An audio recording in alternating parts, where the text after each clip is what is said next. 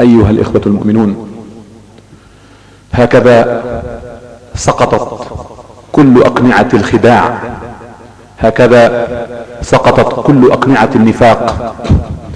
بدت الحقيقة بأجلى صورها حينما تواطأ العالم كله على ذبح إخواننا المسلمين في سوريا.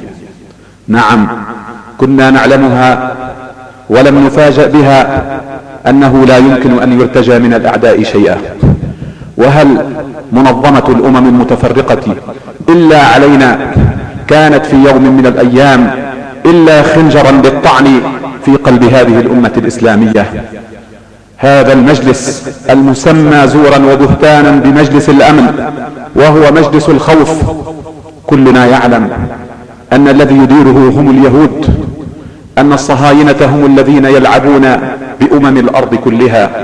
ومن المحال أن ينجدوا مسلما وهم ما أقاموا هذه المنظمة إلا من أجل القضاء على الإسلام والمسلمين.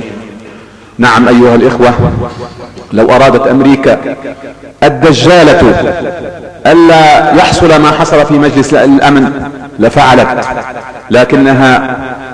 لكنها عدوة الإسلام وعدوة المسلمين قديما وحديثا. هي تتخفى بقناع الإنسانية وبقناع الأخلاق، وهي مجردة من ذلك كله.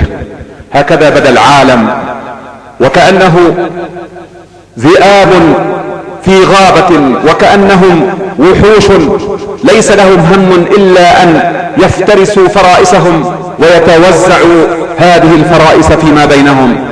ترك الشعب السوري وحده يلاقي ويقاسي الأمرين. ترك الشعب السوري على مرأى العالم، تدمر بيوته، تحرق منازله، تنتهك حرماته، تغتصب أعراضه، يقتل أطفاله، يقطع الكهرباء عن الأطفال الخدج حتى يموتوا.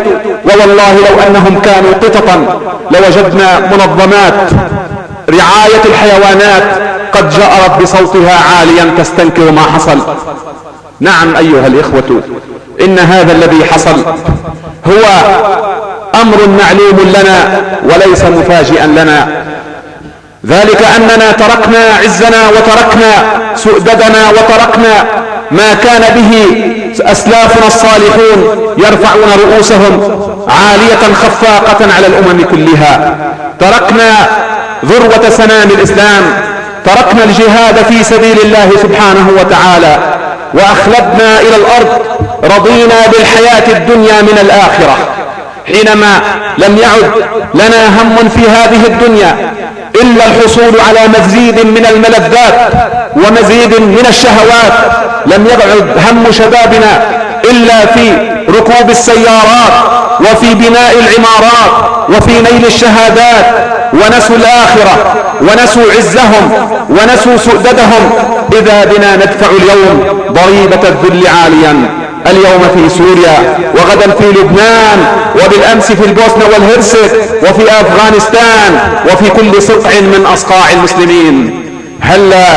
هلا ندرك الحقيقة جلية أيها الإخوة؟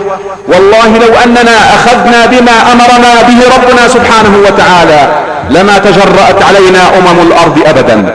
لو أننا عرفنا أن الله سبحانه وتعالى فرض علينا الجهاد في سبيله كما فرض علينا الصلاة وكما فرض علينا الصيام وكما فرض علينا الزكاة والحج، كتب عليكم القتال وهو كره لكم، وعسى أن تكرهوا شيئا وهو خير لكم، وعسى أن تحبوا شيئا وهو شر لكم والله يعلم وأنتم لا تعلمون.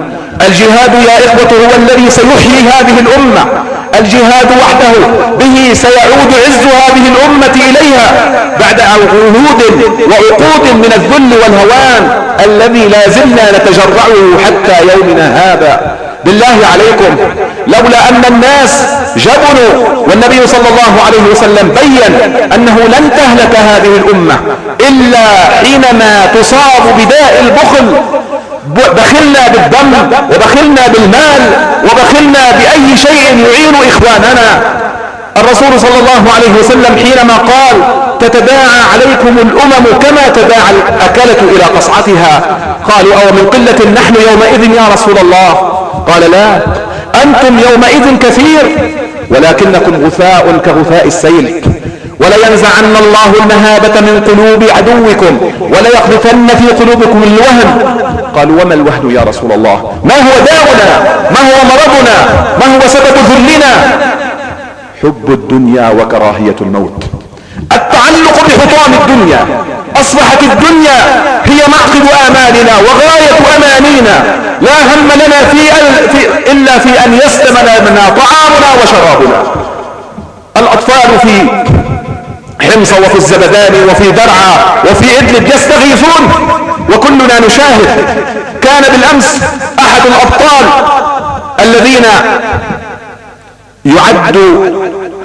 يعدون بحق أسطورة من أساطير هذا الزمان، قصدت به ذلك البطل خالد أبو صلاح، هذا الشاب الذي نذر روحه في سبيل الله عز وجل. كنت تراه مع رئيس بعثة المراقبين، ثم تراه في المستشفيات يغيث الأطفال، ثم تراه على وسائل الإعلام وعلى الفضائيات. الله أكبر، رجل بأمة، هذا الذي كان يناشد بأعلى صوته بالأمس: أين أنتم يا أهل حلب؟ أين أنتم يا أهل دمشق؟ هل يستطيع نظام مجرم، نظام قمعي أن يقتل 23 مليون دفعة واحدة؟ ماذا لو أن أهل دمشق وأهل حلب، هاتان المدينتان اللتان تعدان بالملايين البشر، ماذا لو أنهم نصروا إخوانهم في حمص ونصروا إخوانهم في الزبدان وفي مضايا وفي غيرها؟ ماذا لو نزلوا إلى الطرقات وأحرقوا المؤسسات وخطأوا الطرقات؟ ماذا كان يمكن أن يحصل؟ لكنه الجبن، لكنه الخوف من أن يفقد أحدهم بعض متاع الدنيا وحطام الدنيا. كل واحد من هؤلاء الناس إلا من رحم الله عز وجل إذا ما سلم له طعامه وشرابه فلتذهب الدنيا إلى الهاوية، ليقتل الأطفال ولتؤمل النساء ولتهدم المساجد على رؤوس أصحابها. أي حياة هذه؟